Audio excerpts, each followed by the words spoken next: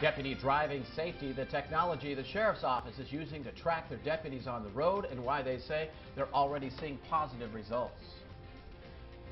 The Kern River, in my opinion, is the most dangerous river in the world. As the weather heats up, more people will be headed to the Kern River tonight. The warning search and rescue teams have for swimmers. An oil field death. An oil worker is killed today after falling from a piece of equipment. The latest on the investigation into the tragedy. Live in high definition from KBAK-TV in Bakersfield, this is Breaking News. Good evening and thank you for joining us. I'm Mimi Alcala. And I'm Kurt Rivera. Happening right now, a wildfire has swept across the I-15 freeway at Cajon Pass and has burned several vehicles.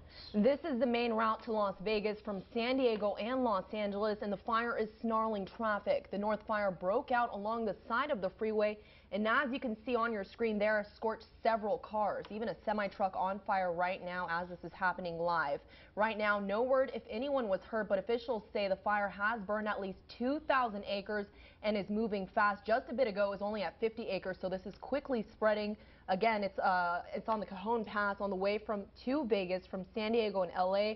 So if you're heading in that direction, traffic is definitely being impacted right now, just sweeping across the freeway as you see there on your screen. Yeah, this happened around 2:30 this afternoon. Just all of a sudden just flared up, and there are winds there, as you can see. The winds now blowing north, which is good news, away from some of those cars there. But hundreds of cars, as you can imagine, are stuck right now on the freeway. And at first, they thought maybe some of the people in the cars may have been burned, but officials, we are being told, are downplaying that right now. That is a big rig trailer carrying, we're not sure what, but behind it, you can't see because of the smoke, is a car, a big rig carrying a bunch of cars. And that has been burned as well. No word on exactly how many cars have been burned. No word on how many injuries at all either. And just unknown when the freeway itself will exactly reopen. Yes, and of course, we will continue our coverage on this breaking news story throughout our broadcast. They're calling this the North Fire. Stay with us. You can also get those updates on our website, Twitter, and Facebook page. Well, with this week's deadly crash involving a Kern County Sheriff's deputy, tonight we check on a special campaign for officer driving safety. We discovered these speed audits when they started last October. Eyewitness News reporter Carol Ferguson asked about results. Carol? We are told deputy speeds are down, and so are accidents, although, of course, this Tuesday there was a fatal crash with a deputy. Norris Road and Airport. The motorcycle driver dies when he hits the patrol car. Sometimes there's still tragedies that happen, and we try to improve from them and do the best we can. Commander Drake Massey's in charge of watching deputy speeds. The system tracks each officer's speed, location, and type of call. Equipment in their cars sends back a ping every 4 seconds. We've been working at it, at some things, and we needed to do something bold. The program started after a woman's killed in a crash with a deputy at North Chester and China Grade Loop last September. We have gotten to a point where we feel like we need to take that next step. Sheriff Donnie Youngblood told me he wanted more done to watch driving speeds. But our deputies are one, they're slowing down. About 8 months later, he has data. The day before the audit started, for all of our deputies that were on duty that day, we had a little over 79,000 pings over 80 miles an hour. The number plunged right after. You talk 79,000 down to, say, a little less than 3,000 pings in a day. That's considerable. He says incidents of driving 80 have stayed at this lower level, and accidents are down. In 2013, they had 98. In 2014, as the audit started, 80. This year, 34 so far. And why? One of the major things that we've done different is the speed audit. They know how fast the deputy was going in this week's crash, but can't tell us yet. They now check speed data after every Code 3 or lights and siren call. We want our deputies to get to those calls, those priority calls, and handle them appropriately. He says they want a balance. Public safety is a main a concern for us as well, and we're going to do everything we can to meet both those needs. There are those reviews and the random speed audits as well done every day. If they spot problems, a deputy can face various levels of discipline. Back to you. Thanks, Carol. The CHP is investigating the Tuesday crash with the deputy. And last night, friends and family gathered in Oildale paying tribute to the motorcycle rider who died. 59-year-old Larry Meharry lost his life when he hit Deputy Marvin Gomez as the officer responded to an emergency call. Meharry was remembered by loved ones as a motorcycle lover and a good friend. He was an awesome guy. He would do anything for anybody in the world. He would give you a hard time for doing it, but he would be the first one to do it for you. He leaves behind a wife, a son and daughter, and 2 stepsons. Cal OSHA is investigating an industrial accident in which a 29-year-old Bakersfield man fell to his death this morning. It happened around 10:45 just west of Bakersfield in the area of Panama Lane and South Enos Lane near Interstate 5. According to the Kern County Fire Department, an employee of Oil Well Service Company was working on an oil pumping unit and somehow fell 25 feet. He died at the scene. The name of the employee has not been released, but we have learned he is the father of 2 small children. It was a hot day today, no doubt. We were back up over triple digits. Mountains down to 61, but big changes over the weekend. By this time tomorrow it'll be cloudy. In fact, by tomorrow midday it'll be cloudy here in Bakersfield. Maybe a chance for some showers. We'll talk about that in just a few minutes. Kurt, Mimi, back to you. Thanks, Miles. As temperatures heat up, many people have plans to head up to the river to cool off, but officials are warning the Kern River can be very dangerous. Here to give us some tips on how to stay safe this summer is Eyewitness News reporter Lexi Otelling. Lexi? Mimi, I spoke with Stephen Del Tor, a retired commander of the Kern County Sheriff's Office Search and Rescue. He has more than 30 years of experience dealing with deaths in the Kern River and knows firsthand just how dangerous the river is. The Kern River, in my opinion, is the most dangerous river in the world. Stephen Del Tor is a retired commander with Search and Rescue. Over the years, he's seen many people die in the Kern River. And he now wants to warn people about the dangers that lie below the river. You look out there and gee, there's this really calm spot and it looks really inviting and you have no idea how deep it is, you have no idea what's below the surface, and people jump in, get in trouble in a real big hurry and die. Just this past week, 15-year-old Nadu Otaluga died in the Kern River. Nadu went missing under the water while out swimming with his friends. Every summer you know it's coming, and it could be once, twice, it could be 3 or 4.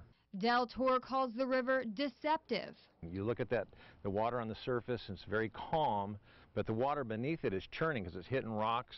He says Nadu could have jumped just a few feet below his friends, trapping him in the current. Nice and smooth on top, but 5, 6, 4, we don't know how many feet down, the water's just churning like this. Del Tor says we need to find ways to alert people of the dangers. I'd love to see more signs, and I don't know what the answer is exactly, but more than like one sign at the mouth of the canyon that so many people have died. Nadu's father told Eyewitness News that if Nadu's death could do anything for others, it would be to warn people to stay out of the river and to prevent deaths like Nadu's from happening again. Again, we've been told by multiple officials how dangerous the river is. They advise no one to go in the river without a life jacket or a professional guide. Reporting in studio, Lexi Otelling, back to you. Thank you, Lexi. Tonight there will be a vigil to remember 15-year-old Nadu Otaluga. He's the one who died in the Kern River. He was swimming with friends and went missing last Friday. Search and rescue crew pulled his body from the river over the weekend. Tonight, Otaluga's family and friends will celebrate his life with a 2-day community gathering. They'll honor him with a candlelight service starting at 8:30 tonight at Stockdale High School, and tomorrow morning at 11, a potluck gathering will be held at Riverwalk Park. Employees getting their hours cut and some even being laid off after supermarket chain Hagen now struggles to keep its doors open. The grocery store chain quickly went from only 18 stores over 140 after purchasing several Albertsons, Vons, Safeway, and Pavilion stores recently. 83 of the stores purchased were in California. In Bakersfield, 3 Albertsons stores converted to Hagen's a few months ago. Now the company says because of the tough grocery store market competition, it's been difficult to keep up with its competitors. In a statement, Hagen's CEO says, in part, quote, "To ensure we're operating as efficiently as possible, we have made the difficult decision to temporarily cut back on staffing at our stores with specific reductions varying by store," end quote. It is still unclear if employees at the Bakersfield locations will be affected at this time. The Special Olympics Torch of Hope made its way to Bakersfield. The World Games start next Saturday in Los Angeles, but today Bakersfield was part of the final leg of the torch run.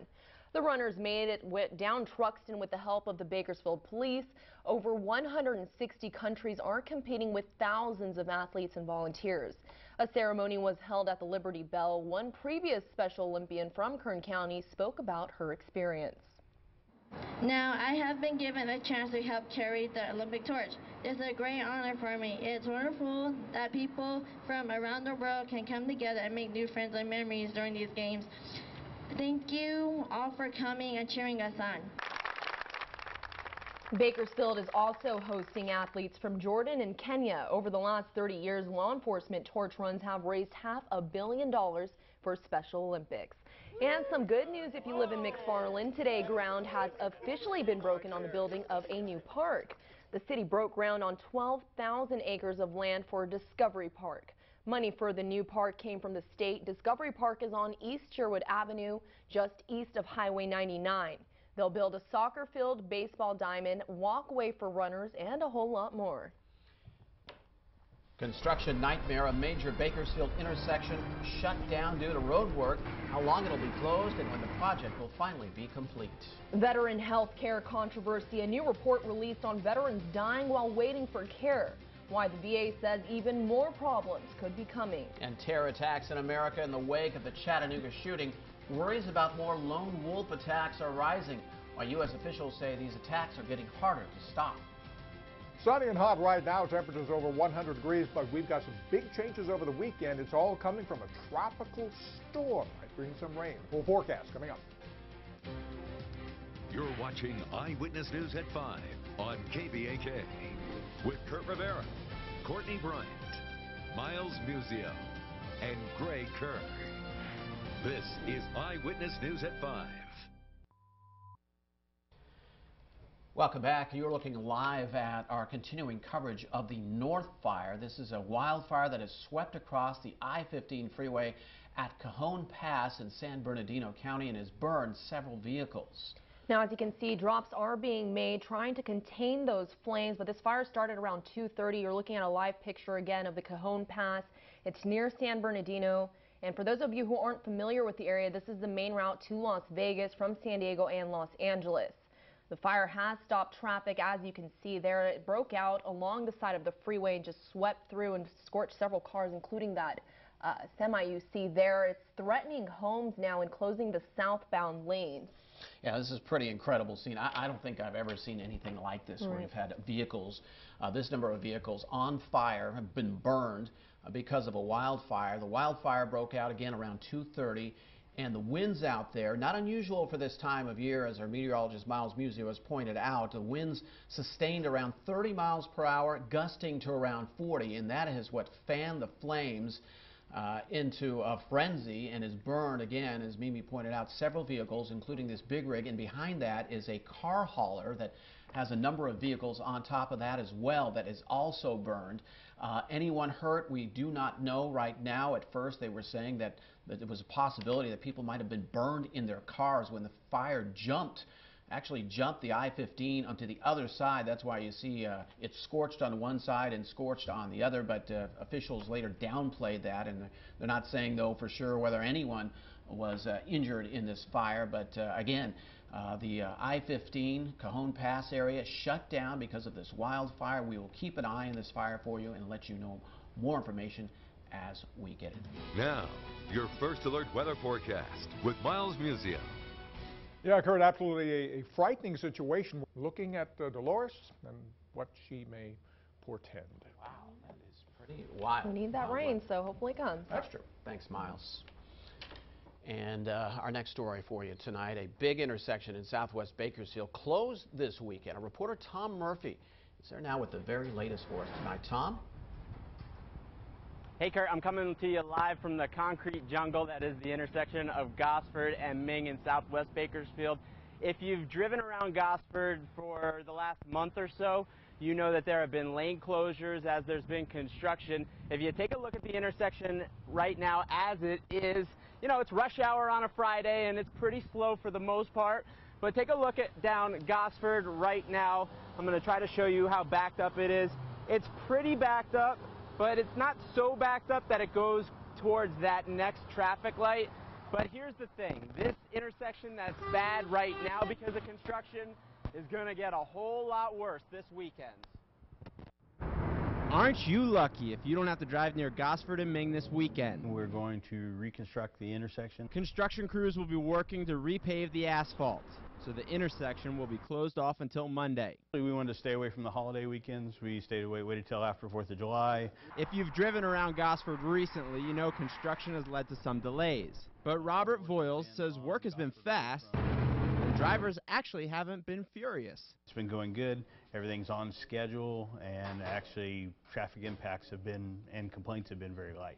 The project started in early June. We try to time the projects during the summer while school's out as much as possible. It's expected to be finished August 3rd. Oh, it's always good to see a project like this come to completion, especially because you'll have a brand new roadway when you're done. Avoid the area if possible, use other routes. There will be detours in effect, so you will be able to get through the area, but it's always better to take a different route if possible. So avoid the intersection if you can. They're expecting to be working from 7 in the morning until 7:30 at night. They're hopeful that the intersection will be back open Sunday night. Live from Southwest Bakersfield, Tom Murphy. Kurt and Mimi, back to you. All right, what a mess. All right, thank you, Tom. We'll be right back. Stay with us.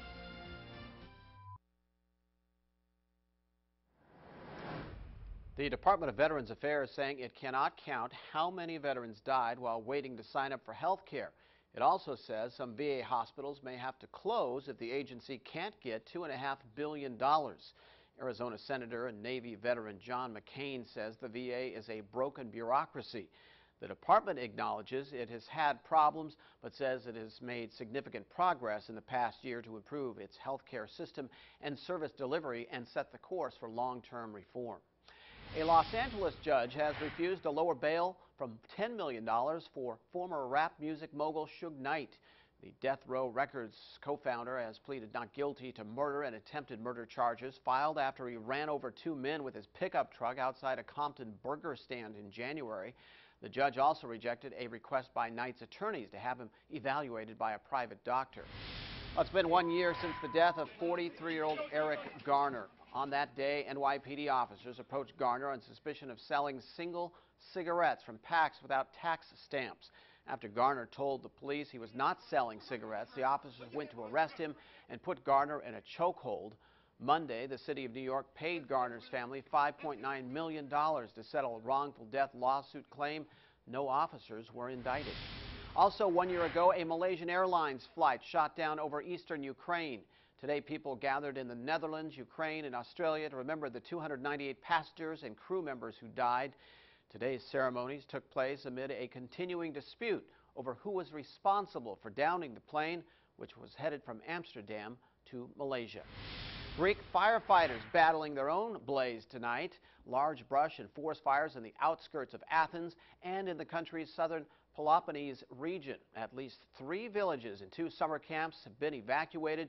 No rescues have been difficult, though, amid rough seas. The forest fire in the Laconia area on the tip of the Peloponnese has been fanned by strong winds. Mimi?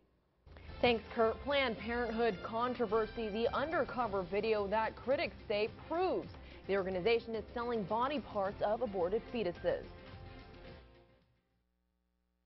Welcome back. Even before the shootings in Chattanooga, Americans were very concerned about Islamic extremism and ISIS. Jeff Barn explains why solutions to curb lone wolf attacks are hard to come by. Some are calling this the new norm. 2 men fired rifles outside a contest in May featuring Mohammed cartoons in Texas. Police say they were Muslim extremists and shot them dead. Last fall, New York police say an axe attack on 2 officers was a terrorist act carried out by a radicalized Muslim convert. And just recently, a Boston police captain's son was arrested as he allegedly was planning an ISIS-inspired plot. It's a sign of the times. People like this exist. They're going to continue to exist as long as ISIL's perceived as a winner. Terrorism experts say these cases by lone wolves or lone actors are on the rise, and Tennessee is just the latest example. A large reason for the most recent uptick is the constant spurring from groups like ISIS in Iraq and Syria. That spurring comes from ISIS's effective use of social media. Tennessee police say Thursday's gunman was under law enforcement's radar, and he seemed to straddle Western life with radical Islam. But the extremist side intensified quickly. Their radicalization tends to be more quick, and that, of course, is a concern if you're trying to conduct an intervention. You do have a certain non-trivial fraction of the Islamic world thinking that their God is commanding them to do these kinds of things. Experts agree stopping the radicals before they wage jihad will be very difficult to do. For the law enforcement community, it is a duty to protect. But for the extremists, it is indeed the will of God. What we're seeing is an increase in an effective tactic in the United States, and that has to be of concern. On Capitol Hill, I'm Jeff Barn reporting. Now here's a look at some of tonight's top stories. Cal OSHA is investigating an industrial accident in which a 29-year-old Bakersfield man fell to his death this morning. It happened around 10:45 just west of Bakersfield in the area of Panama Lane and South Enos Lane near I-5. According to Kern County Fire, an employee of an oil well service company was working on an oil pumping unit and somehow fell 25 feet. He died at the scene. The name of the employee has not been released, but we have learned he is the father of 2 small children. After this week's fatal crash involving a sheriff's deputy, we check on the program that audits officer driving speeds. Equipment in their cars send out pings every 4 seconds, and the computer system can track the speed and location and the type of call. The Sheriff's Department now does random audits and reviews officer speeds after calls using lights and sirens. This started last October, and they tell us driving speeds are down and also the number of accidents. An intersection that's been bad, about to get worse this weekend. Gosford and Ming in southwest Bakersfield closed off starting at 7 a.m. tomorrow morning. They're repaving the asphalt. They've been working near Gosford since early June. The entire project expected to be completed August 3rd. At least 2 House committees are vowing to investigate allegations that Planned Parenthood is profiting from the sale of fetal body parts. As Jeff Abel tells us, it was an undercover video that prompted the outrage. A lot of people want liver. Over lunch in Los Angeles last summer, Dr. Deborah Nucatola, a medical director at Planned Parenthood, discusses the alleged sale of body parts harvested from aborted fetuses. They just want to do it in a way that is not perceived as this clinic is selling tissue, this clinic is making money off of it. Nucatola is speaking with an actor who's posing as a potential buyer. The undercover video was released this week by the Center for Medical Progress.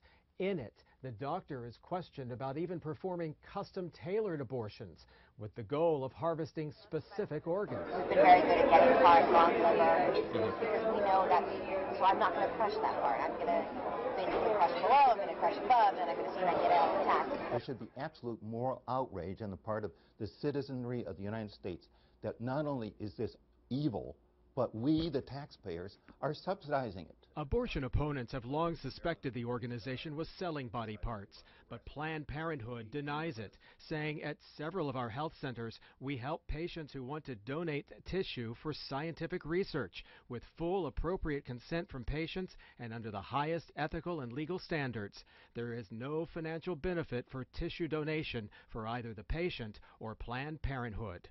In Washington, lawmakers are promising an investigation. We believe America has a right to know what is occurring and to understand that that which is legal is not necessarily moral and ethical. I'm Jeff Abel reporting. Well, egg prices, you might have noticed, on the rise. What's driving them up and how much more you could expect to pay. And temperatures were certainly on the rise today, up to 103 degrees, but a little bit cooler over the weekend, but a lot more humidity and the chance for rain by Sunday. We'll tell you about it coming up. We're continuing our coverage of the North Fire. That's the wildfire that swept through I-15 freeway at Cajon Pass. Now, as you can see there, we're taking a live pic, and if you look closely, you can see several people being escorted from their cars along the side of the freeway. Again, several cars burned in that fire as the fire continues to spread. The last we checked, it was at 2,000 acres. Now, just about a couple of hours ago, maybe even less than that, it was only at 50 acres, so it's quickly spreading across that freeway. Yeah, and we're also getting word that at least 2 people suffered minor injuries. How? We're not sure at this time. We don't know exactly how that occurred, but as Mimi alluded to there, you can see a lot of the folks being ushered away from the scene. The fire is still very active right now. It is not under control. Winds have gusted up to 40 miles per hour in that area. Again, several cars have burned. The cause of the fire we don't know at this time. The fire started only about 3 hours ago and has caused lots of destruction. Jumped from one side of the freeway to the other.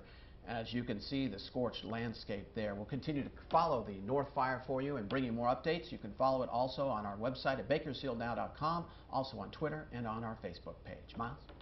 Now, your First Alert weather forecast with Miles Musio. Well, Kurt, I can't imagine anything more frightening than being stuck on a freeway with fire coming and no place to go. That was River Valley. 96 tomorrow, but 80s on Sunday and Monday with a chance for thunderstorms. Crazy weather. Yeah. Thanks, Miles. We'll be right back. Farmers in the Midwest have lost tens of millions of egg-producing chickens to the avian flu, as Weijia Jiang reports that's driving up prices at the grocery store. These days, eggs are not cheaper by the dozen. Every time I come, it's always more. A bird flu outbreak in the Midwest has wiped out more than 41 million egg-laying hens. Since May, egg prices have gone up almost 70%. This week, they hit a national average of more than $2 a dozen. People in the Northwest and Northeast are paying even more. Beverly Johnson has seen prices at this New York market jump more than $1 in recent weeks. We do eat a lot of eggs. We might have to find an alternative breakfast food. Higher prices and shortages are not only impacting shoppers at the grocery store. Some restaurants and food makers are being forced to change their menus. Rita's Italian Ice is dropping frozen custard for now, and Panda Express stopped using eggs in its fried rice. It will get worse, there's no question. Phil Lempert, editor of SupermarketGuru.com, predicts prices will continue to rise while farmers raise more hens. I think we're going to be paying 50 to 70% more before the end of the year. That may cause some shoppers I might consider eating fewer eggs to cross them off their grocery lists. Weijia Jiang, CBS News, New York. Well, Google's self-driving car has had its first accident with injuries. According to the company, the injuries were minor and was the fault of humans, not the self-driving car. The head of the program says other drivers have hit the self-driving cars 14 times since 2009. While the cars are driving themselves, traffic laws require a driver to sit behind the wheel at all times. Kurt? Well, soda consumption is down, so small and large soda makers are tapping into the craft market and offering a higher-end product. Benita Nair explains. At the Appalachian Brewing Company in central Pennsylvania, they're churning out 4 different types of craft soda. We have a root beer, a diet root beer, a white birch beer, and a ginger beer. Down here, Mike Parker is the director of marketing. Everybody hears this word craft. Yeah. What does craft soda mean?